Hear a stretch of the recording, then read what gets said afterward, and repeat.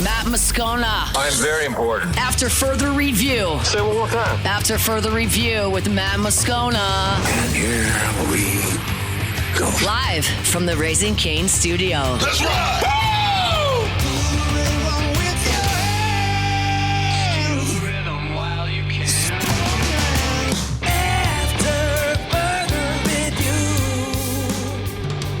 Hour 2, off we go. Welcome aboard. Glad you're with us. It's AFR, presented by Goodwood Men's Sexual Wellness. I'm Matt. I appreciate it, bud. Have a good one. Paul O'Neill. They're chanting Paul O'Neill's name. Musu. And Mr. Toby Tomplay.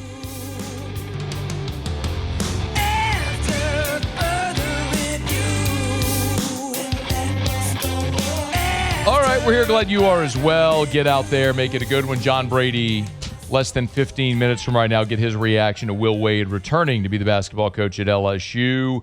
We'll talk some Pels at the bottom of this hour as well. By the way, we put the reverse AFR karma on the Pels. They had won 5 of 6. We had Graf on the show. Since then, they've lost 5 straight. Yeah, it turns out it can go the other way, right? Maybe the AFR karma is not related to the Pelicans or the NBA. Baseball exclusive, we thinking? I don't think it's baseball exclusive because we talked about it with Kalen Shea. That's true, Jim. And Lexi Zeiss. Yep. So I think maybe it's just the Pelicans are beyond repair. Maybe their curse, the curse that's on them, is stronger than AFR karma. Maybe they're just beyond repair. That could be too. That could be true too. Yeah. I mean, like, if you like whenever you have those demolition events where they like put dynamite in a building and they blow it up and it crumbles to the ground. Mm-hmm. Like, if you do that, it doesn't matter if you're a good construction crew. You're not going to fix that. Like, it's demolished. Yeah. I feel like that's where the Pelicans are. Even AFR karma. I mean, there has to be a structure there to be able to help. There's no structure with the Pelicans. Maybe my thought there. Just a thought. Got it. Thanks. It's After Further Review. Glad you're hanging out with us here. We'll have media availability at practice on Thursday for LSU as they'll be back on the practice field. And Lane Kiffin met with reporters after practice on Tuesday. And there's a couple of position groups that he addressed, and I thought it was interesting the way he addressed it because it wasn't necessarily just about how that group is performing on the field right now, but it was more of a glimpse into how he's rebuilding this roster. Let me explain what I mean. We'll start with running back, okay? So we know that, look, you lost a couple of your scholarship guys, but they prioritized Harlan Berry, got him back. Caden Durham went in the portal, then they ultimately convinced him to return. So that's great. Your top 2 guys returned. But then you added 4 running backs via the transfer portal. But I think the key there is that the 4 guys you added, all of them have multiple years of eligibility remaining. So you're not necessarily going to have to go back in the portal next year to get running backs again because your numbers, even if some guys leave, should be pretty good. So this was Lane on how they went about rebuilding that running back room. With the running back room, there were not many numbers there left. And so to go in and add people of different ages, different skill set was really critical. So, and that'll be a very open competition like everything here. It doesn't matter if you've been here before, how many stars that you were, or where you're from. Okay, that's not how we evaluate. That's not how we do depth charts, right or wrong. It's just how we do it. Because I want to sit in here in front of the team and they understand, okay, if we're going to preach competition and how things are done, well, we want to see that happen. And I think over time you'll see players that aren't marquee names starting over maybe marquee names or recruits or stars and those things. You heard him say, we're going to evaluate. It's one of the words that was one of our key buzzwords during that portal period. And you also heard him say of different ages. Well, Harlan Berry's a sophomore. Stacey Gage is a redshirt sophomore. Rod Gainey is a redshirt sophomore. Racing Guillory's a redshirt freshman. Caden Durham's a junior. So you can look at that room and realize Dylan Jones is a redshirt sophomore. You could look at that room and they all have multiple years of eligibility remaining, but you also have guys of varying degrees of classification. So even if after this season you lose a guy or two or three in the portal, based on what you do in your high school recruiting class, who you have returning, you're not going to have to go rebuild that room with 4 transfers again next year. I can say the same about wide receiver. This is one that I thought was maybe the most telling as a glimpse into how they're looking to rebuild this roster. Lane gave a long answer, but the question, sometimes I think we're learning this about Lane. He's going to get his message, no matter what the question is, he's going to get his message across. Like when he was asked about the defensive linemen, he ended up telling a story about they had 6 fights in practice the other day and none on Tuesday, which had nothing to do with the question about defensive linemen, but it's just a message Lane wanted to get out. Well, he was asked, do you have, I think the way the question was asked was about adding guys that averaged 15 yards or something like that per reception, about big play receivers. That was the way it was asked. This is how Lane answered it. Yeah, I think explosive plays are a very critical factor, always have been, as you look at analytics, into winning games and being successful defensively, limiting them and having them on offense. And that's not just what you draw up. You got to have the players. So to add players that have made a number of explosive plays in the receiver room was important. We try to balance the room more. If you think of it as here's your cap number for a room, instead of being really top heavy with 1 and 2 and then not having depth, I think when we've been our best, it's because we've had 4 to 5 to 6 receivers that can all play really well. And so that's what we're striving for here. All right. So he actually, think of it, forget the first part about the explosive plays, pick it up where he says, think of it like, having a cap. And do you want to be top heavy? Or do you want to have depth? He says we've been at our best when we've had 4, 5, 6. So pick it up there. Number 2, the next one. I think we have a chance to do that with the players that are out there because then we're the best for the long run of the season and potentially into postseason. And I think you got to look at that, especially as schedules get harder with the 9th game. And basically here, the way it's set up, you really have 10 basically SEC games. So it's really critical, the numbers that you have there and that you can stay healthy throughout the season. And when you go to your second guys, that you're still able to put pressure on defense. Okay. I love that answer because it was a glimpse into what they did in the portal. Let me give you a very clear example. Okay. Cam Coleman was a guy that everybody wanted. From Auburn, former 5-star, freak show, everybody wanted Cam Coleman. What I had heard, again, take my information, if you think it's good or bad, whatever, you decide, I don't care. What I had heard through those circles is that Cam Coleman's representatives were seeking $4 million. Now, I don't know if he got $4 million from Texas. I don't really care. Point is, he was asking for a robust 7-figure deal. I don't know what he got, and again, I don't really care. The point is, Lane is saying we didn't want to be top heavy. So he said, think of it like a cap. So if you're going through the evaluation process, and this explains how Kiffin and Billy Glasscock did this, as I understand it, they would assign positional value to that position group. How much, what's your roster budget? How much do you want to spend on quarterback? What percentage on offensive line? What percentage on receiver, running back, tight end, defensive tackle, edge, linebacker, safety, corner, right? All that. What percentage? Well, if you have a budget for receiver, do you want to go take 90% of your budget and give it to 1 or 2 guys? Or do you want to go sign a dozen guys and let those dozen guys compete and identify 4 to 6 of the dozen that emerge and can all compete at a high level for you and give you great depth? Because the other thing Lane has said several times is, and he's alluded to this several times now, and you could tell this is on his mind. Talked about it yesterday. He's a very thoughtful guy. I don't mean thoughtful like considerate of others. I mean thoughtful like he thinks a lot before he gives an answer.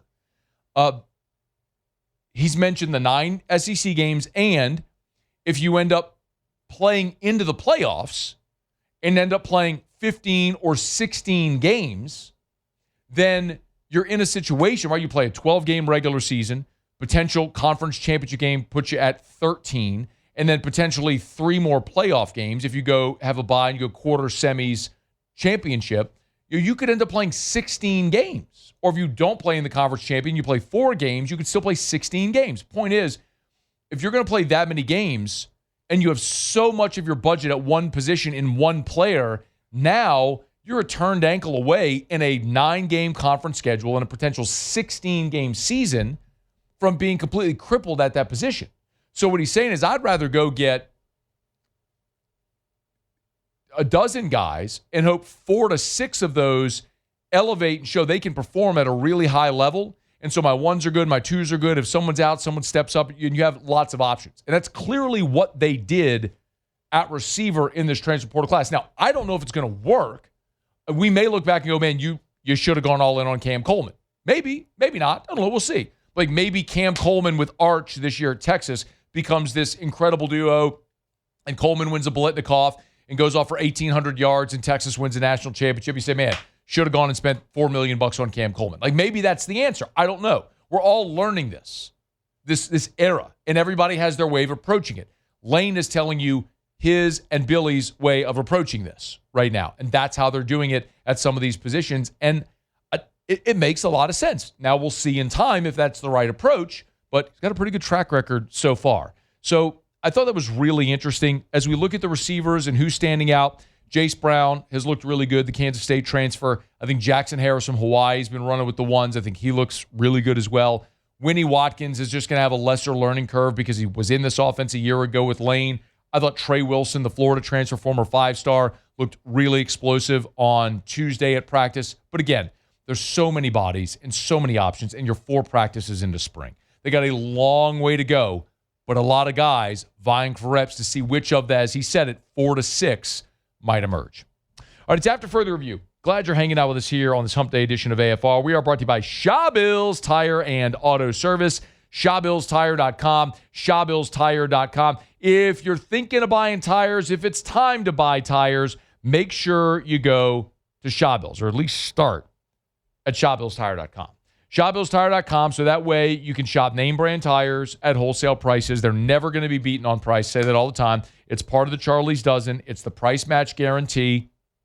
Buy tires at Shawbills. If you find that same tire advertised cheaper somewhere else, they'll refund you 125% of the difference. Just one of the many reasons why you should do business with Shawbills. Go to ShawBillsTire.com. Shop tires, schedule service, chat with an associate. It's all there at the website at ShawBillsTire.com. Shawbills, we keep you rolling.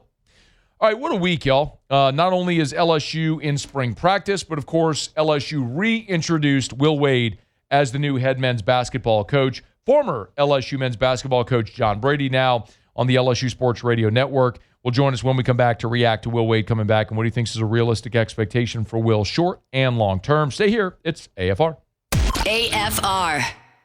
Check out our friends at Glow Resources, GLO, glowresources.com, glowresources.com. If you need to find the right people to make your business the most efficient, most profitable it can be, well, then you need Glow Resources. And yes, I love telling you about Glow because last year they were a top 100 local business in Baton Rouge, in the Baton Rouge Business Report Top 100.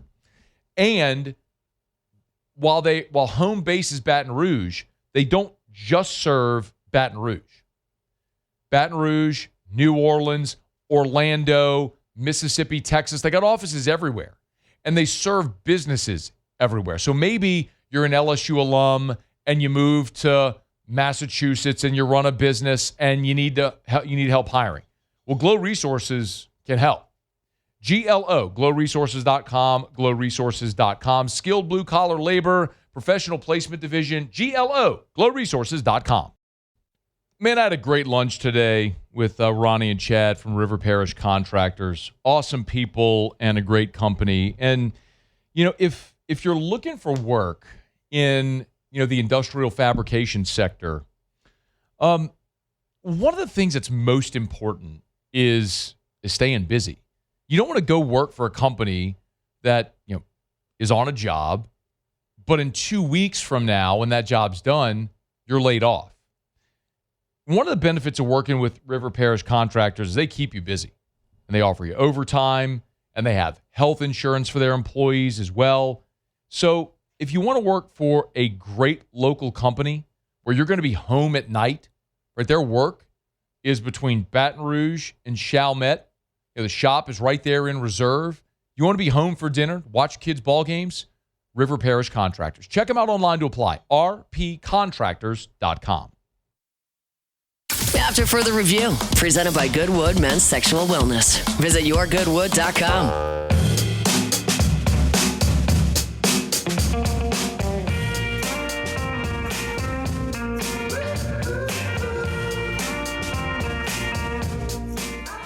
A miracle shot by Tucker won't go down. Back out with 3 seconds. Tucker will take another. He misses. And get ready, Indianapolis. Big Baby and Brady's bunch are coming to the Final Four. God, has that been 20 years? What? The head of Brady's bunch, John Brady, now, of course, on the LSU Sports Radio Network. 20 years ago, Final Four in Indianapolis. Coach Brady led the team there. He's with us now. Coach, how are you? I'm doing good, Matt. Doing good. But it was 20 years since Dale had went also. Yeah, so 86. Going to the Final Four is not an easy thing to do, but it was a great accomplishment for a great group of local guys that did something really special, and I'm glad people still remember it. Oh, man, they'll remember it forever. It was great to see Tyrus as well on Monday at Coach Wade's presser. And Right. some fond memories. Man, when you think about that season, I'm going to get to the current in a second, but like, if I ask you about that season, is there like anything that, and you get asked about it all the time, I know, but that immediately comes to mind?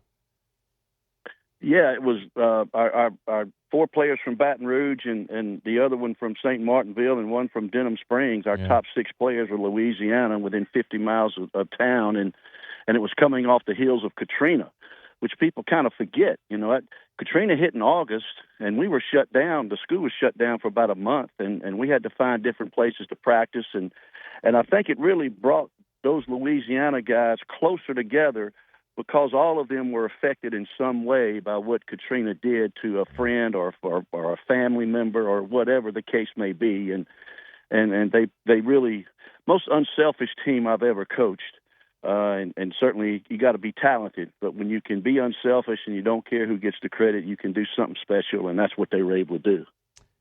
It's interesting that I hadn't really intended to go the way, but I'm glad you brought up Katrina, because there's always this theory, or there's just been this theory, I'm sure you've heard it as well, that, post-Katrina, which caused this great population displacement in Louisiana, it really affected the high school and youth basketball pipeline in this state. So maybe the way to ask it is, for Will Wade coming in now, do you think it's possible to have a team like your 06 team where a bunch of Louisiana guys could come together and be great at that level? Well, it depends on how good they are, and I was fortunate, and I'm the first one to say that. In my whole tenure at LSU, our roster was really loaded with Louisiana players. You start with Stromile Swift all the way down the line. Our best players usually were from Baton Rouge. Brandon Bass, Glenn Davis, you just go. There's just tons of them. The state hasn't produced that type of player at that volume as it used to. Now, the reasons why, Matt, I don't really know that. I think sometimes it comes in cycles.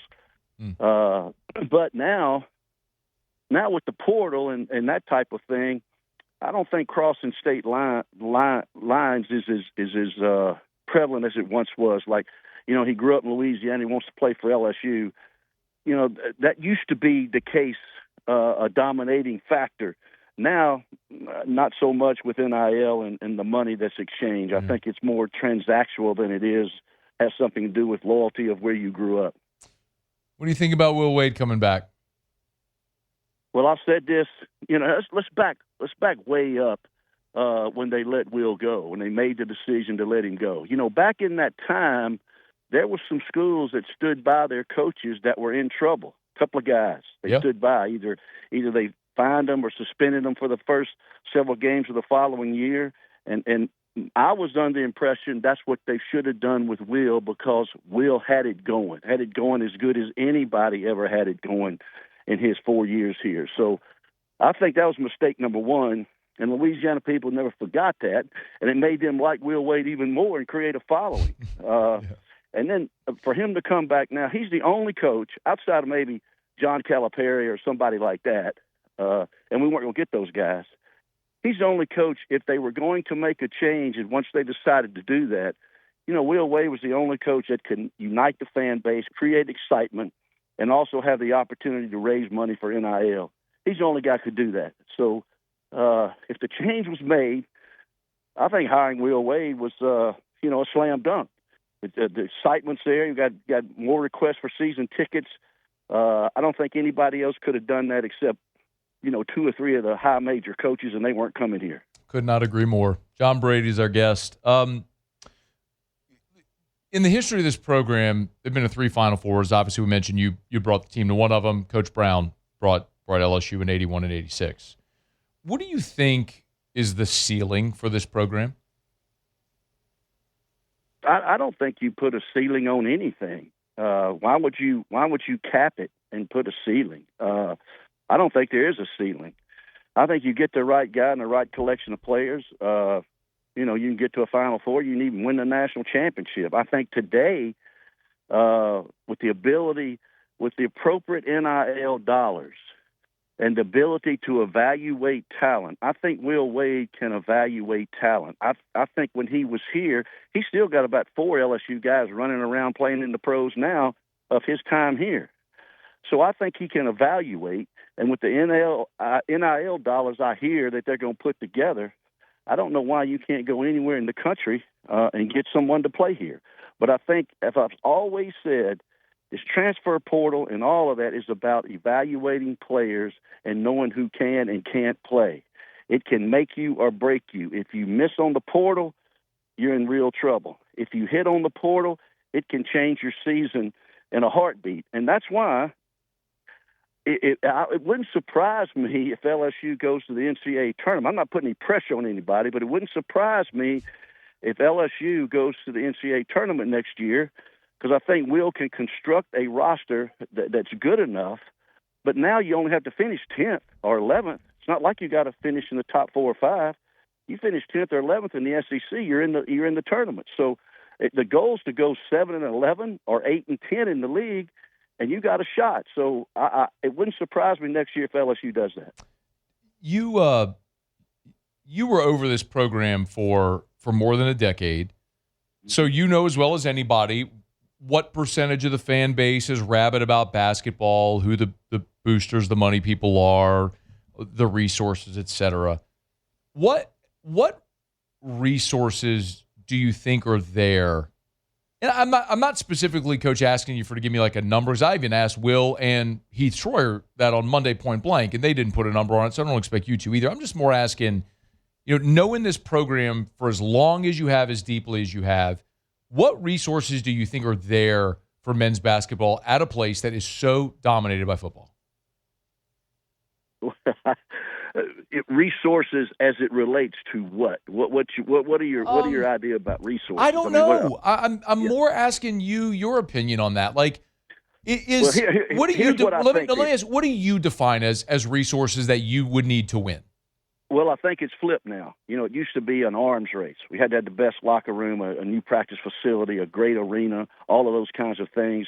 The arms race, when you weren't really buying players and paying them a significant amount of money like they are now. I'm not saying schools didn't help guys here and there and do certain things for them or their families, but that wasn't the primary reason someone came here.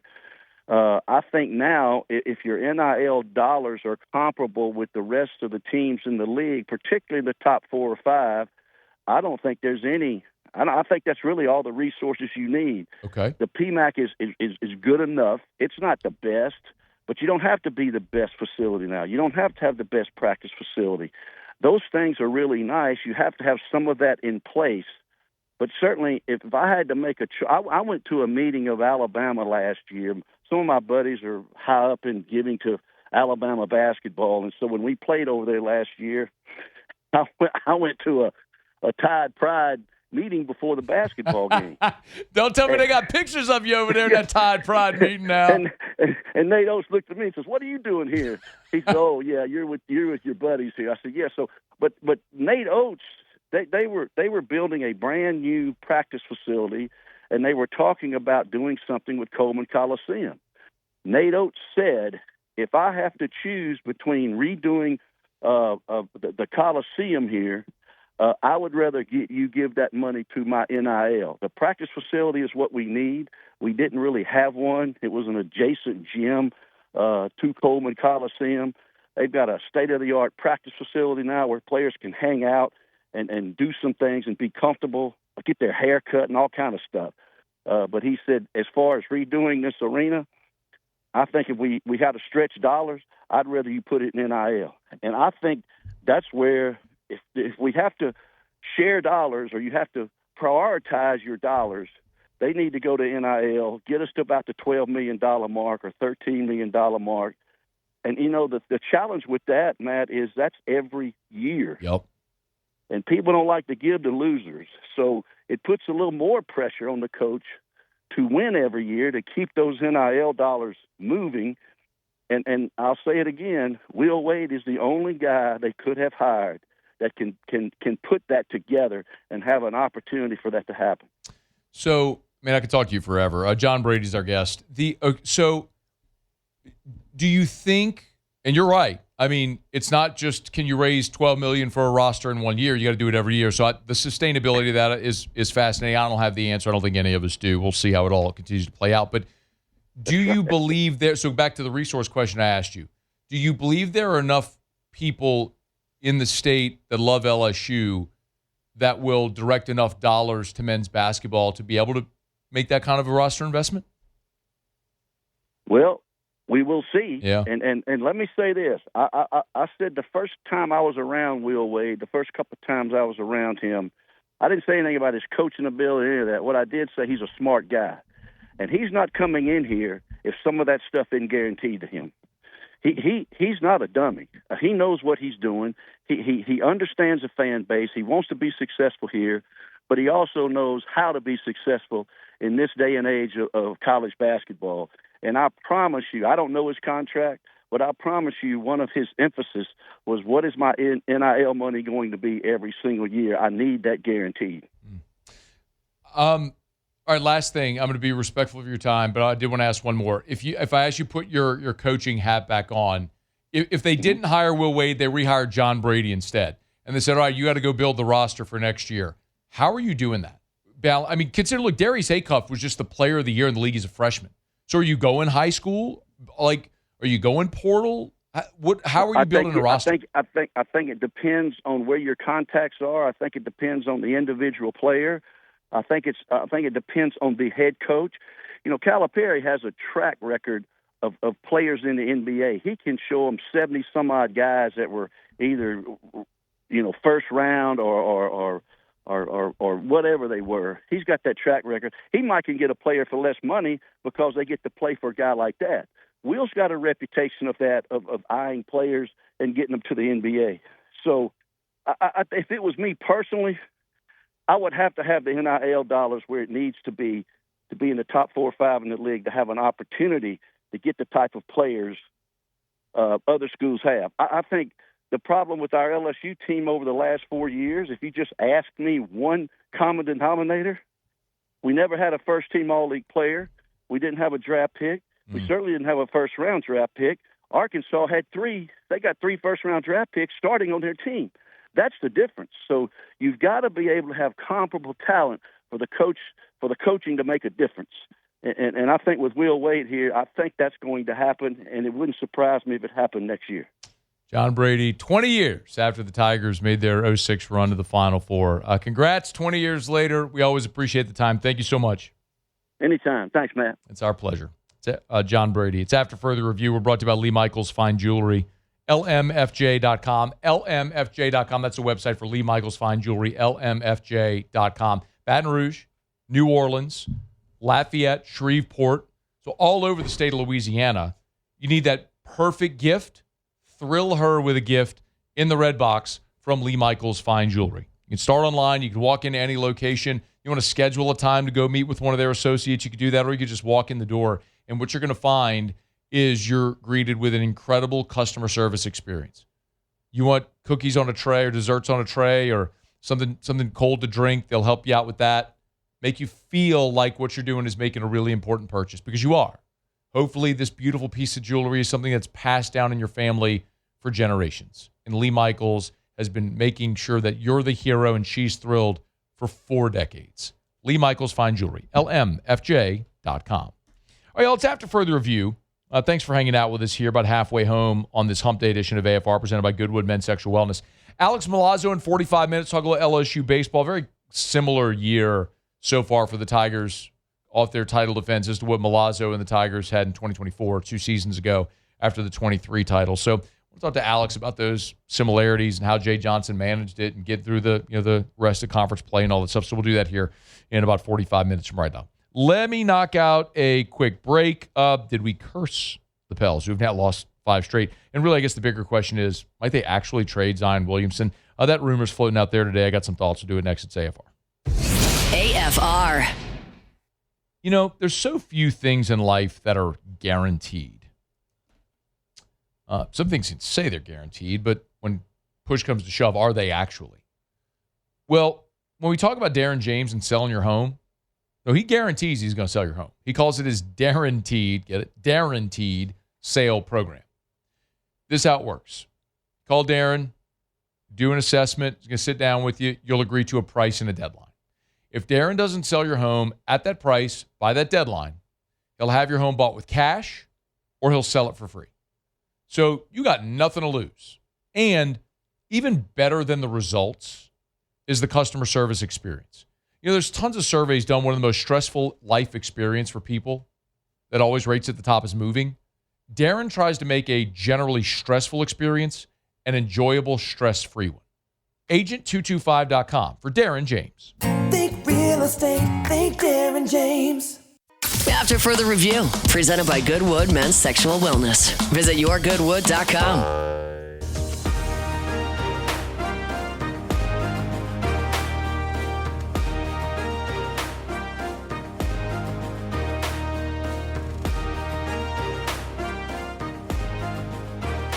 Thanks again to John Brady for the time. Craig sent a text. He said, that weekend in Atlanta when LSU punched their ticket to the Final Four.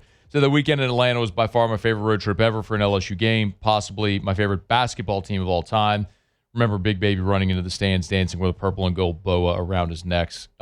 Good time and great memory. The day that LSU beat Texas to advance to the Final Four, of course, Daryl Mitchell's shot against A&M was incredible. Beating Duke, ending J.J. Redick's career. That was an incredible run. They actually were really in the dogfight in the opening round against Iona. But that day that LSU advanced to the Final Four, my aunt got married that day. And I was an usher in the wedding. All of her nephews were all ushers in the wedding. And so we're like, all the guests are coming in. All the guests. See, Houston, they did a spring wedding. And we still, who would have thought we'd have a conflict? That's the thing. In 06, you can't just pull out your phone and stream the game, you know? So it was at a church downtown, Baton Rouge. I think it was First United Methodist. I'm almost positive. Isn't that the one at the end of the street right here? If you go out the side of the building, guaranteed go toward the interstate back toward downtown on the left. I think that's it. Anyway, I'm almost positive it was that church. Anyway, so as all the guests are arriving, we're in our tuxes and boutonnieres and all that stuff. And there's a small, to your point, there were no cell phone. The iPhone didn't come out till 07. So this would have been 06. And so there was a small TV in the back at one of the rooms. I don't know which one of the rooms everybody was. And so we keep running back. You walk grandma up the aisle to her seat, and you just keep. Then she gets her seat instead of going to the back of the church. You go behind the deal to go in the room. How we doing, man? We got it. Just one of those little tiny box TVs. It was. Yeah. It was just a little bitty tiny TV. This wasn't no flat screen days, man. Big mounted on the wall. This was like a TV the size of my surface here. Yeah. So watching that. So that's where I watched that game. Incredible memory, man. What a great time that was. It's just we've gone so long now without LSU really being nationally relevant in men's basketball that, like apathy is set in. I'm not telling you anything you don't know. But the way I've always explained it is there's two extremes with LSU men's basketball. You either have this elation, this buy-in, this passion, or you have apathy. Like you don't have the in-between. If LSU's 500 and misses the tournament, like it's not this anger, this furor. It's just, well, people just move on to baseball in February. Or they're looking at the NFL draft, Super Bowl. There's so much to distract from the basketball team not performing. So, and the only way to counterbalance that is have a long enough string of success to where people have consistent buy-in and give a damn. I mean, that's just how it's got to be. That's when Dale Brown had it going, that's the only time in the history of this program where we had that long, sustained, consistent success. Where they went to the postseason, whatever it was, 13 straight years. And they went to 2 Final Fours in the 80s, and you had star players. And, the thing Coach Brady talked about in that conversation we just had was, his best players, while he was at LSU, all of his best players were Louisiana guys. And that's true. But, we started that interview where, he was bringing up memory of 06, which, 06 was just months after Katrina. I mean, Katrina hit at the end of August of 05, which bled into the start of that school year. And, of course, the 05-06 team is the one that went to the Final Four. But, you post-Katrina, I know this is a theory, and I don't know if it's 100% accurate, but you talk to a lot of people or AAU coaches or whatever, and they'll say, look, that's a thing that happened, is the population displacement from in particular New Orleans, but post-Katrina to Texas and other places really affected the youth level basketball in Louisiana, which already didn't have great depth of talent. You would have elite level talent. You'd have, like Coach Brady mentioned, Strohmeyer, who's from North Louisiana, or Brandon Bass or Big Baby from Baton Rouge, or Tyrus Thomas, who went to McKinley. Tasman was at Denham Springs. I mean, you'd have those types of players. There was DJ Augustine from Brother Martin, who ended up going to Texas. I mean, you've had guys from Louisiana, like high-level, top-tier guys. You didn't have great depth of those elite-level guys. And, I mean, even you go back to guys like Randy Livingston, and, there's a long history of it. But I think Coach Brady's also right. In this era, the NIL portal era, where you're from has never mattered less. It's not to say it doesn't matter, it just has never mattered less when you're talking about the money and dollars that are out there. The thing that will be most interesting to me is can Will Wade and Heath Schroyer, who is in our studio with us Monday, generate the type of financial investment in men's basketball needed to build a roster capable of getting to the tournament and making a run? And I don't know the answer to that. I mean, Will did it before, but he did it in a different era. So you come to LSU in this era where you got to have money and resources every year to build that roster. Well, football's always going to get theirs. That's the non-negotiable. But then, Kim needs to get hers, and Jay Johnson needs to get his, and Jay Clark needs to get his. And I mean, there's this real question of if you can actually be good, elite in every sport. And I don't know the answer to that. I think the way that several people have said it is right. You kind of have to decide, what do you want to be good at? Or what do you want to be great at? Well, football is the non-negotiable. After that is where it gets to be a bit ambiguous. But you have all of these superstar coaches that are expecting to have the support and the resources to win at the highest level. Can you actually support that? I don't have the answer. We're going to find out. We're going to find out in time. But I'll just keep saying, I think it is going to necessitate new creative revenue streams. I don't know any other way I can say this. Like the Venture Global on the field or the Woodside Energy jersey patch. And those are two examples of high dollar corporate partner investments that LSU was able to finalize. But it's going to take more. And I don't know what it is. Way smarter people that do this every day at a much higher level are the ones that are going to have to figure that out. But that's going to be the answer to the question is what does the next iteration of revenue generation within LSU Athletics look like? All right, it's after further review. We are brought to you by the Williamson Eye Center. You want to see 2020? Call 924-2020 for the Williamson Eye Center. 924-2020, 924-2020, or WilliamsonEye.com. Dr. Blake Williamson and his team, man, they do just awesome work. If you want to ditch the contacts and glasses forever, man, the Williamson Eye Center, they can help. Tell you all the time about Evo ICL. That's the implantable contact lens. Cannot recommend highly enough that you check out all the different options they have. LASIK, Evo ICL, the custom lens replacement, maybe it's PRK. They got locations all over Greater Baton Rouge, Denham, Zachary, Gonzales, of course, here in Baton Rouge with multiple locations. Check them out at WilliamsonEye.com. That's WilliamsonEye.com to schedule that free, no obligation eye exam. It's WilliamsonEye.com, WilliamsonEye.com. All right, y'all, it is after further review. Let me knock out a quick break. Musa do Tigers and the Pros here to wrap up hour number 2 when we come back. Got a busy 5 o'clock hour straight ahead. If you haven't heard, Trinidad Chambliss made some comments about comparing Lane Kiffin and Pete Golding that have gotten a lot of run. Well, if you missed it, we'll let you hear what Chambliss said, and I'll react to it. That's coming up in 15 minutes. Stay here. It's AFR. AFR. Hump Day shows are brought to you by Goodwood Men's Sexual Wellness. Was actually over at the office today.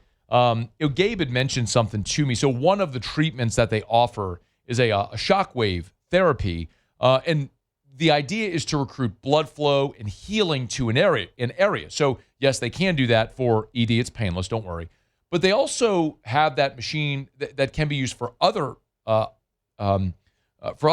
possibilities like injury. So I went in today and used it for my back. So you did the shockwave treatment on my back, and they recommend a couple of treatments a week, do about 10 to 12 treatments. So I'm excited to tell you more how those treatments go, but it's just another way of explaining to you, yes, at Goodwood, people know the name and the logo, and it's funny and all that stuff. It's a good eye-catching way to get your attention. But there's so much more than ED. They're HRT, they're peptide therapy, they're healing and having you live your optimal life. So look at yourgoodwood.com, yourgoodwood.com. After further review, presented by Goodwood Men's Sexual Wellness. Visit yourgoodwood.com.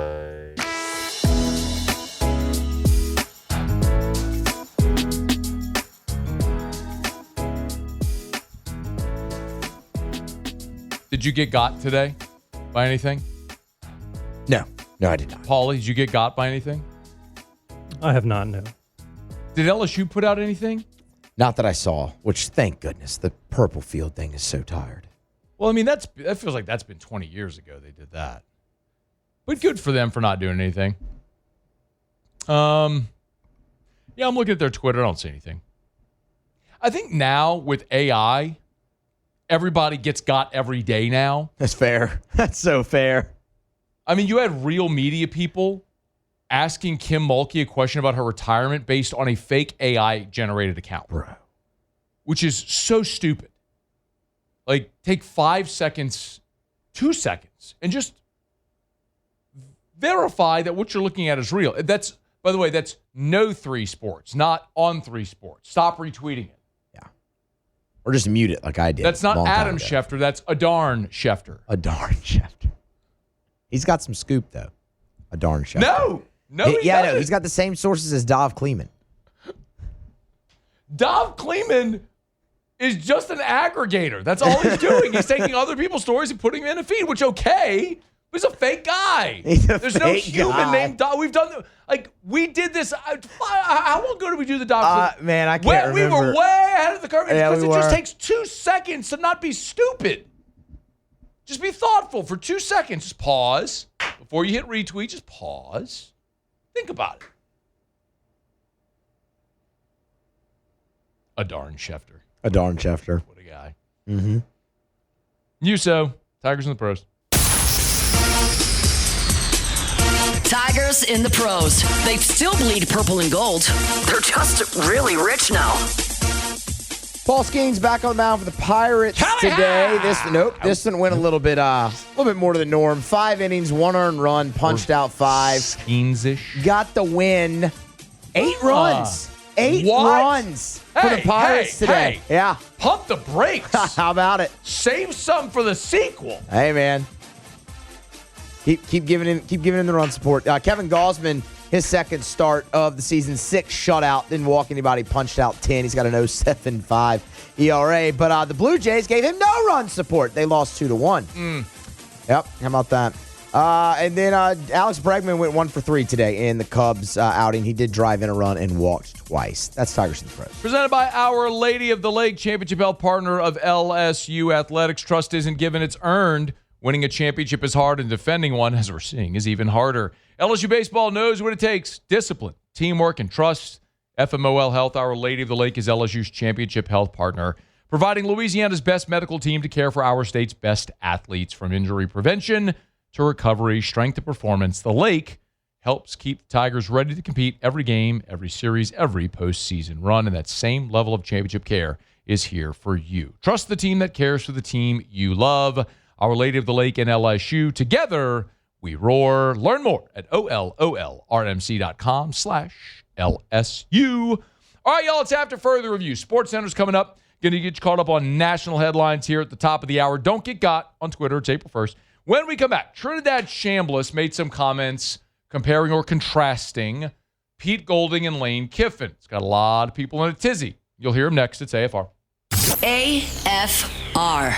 Big shout out to Relief Windows and reliefwindows.com. I had a great convo earlier today. My buddy Brandon Holly. Always love when we get a chance to visit. It's become a great friend over so many years. Brandon and Adrian are awesome people. And those are the people that are running Relief Windows every single day. So whenever I tell you you're calling Relief Windows, you're not just calling a window company with people that are going to sell you wood and glass. What you're doing is you're calling a company that's run by and owned by Brandon and Adrian Holly, are two of the best, most ethical people that I know in my life.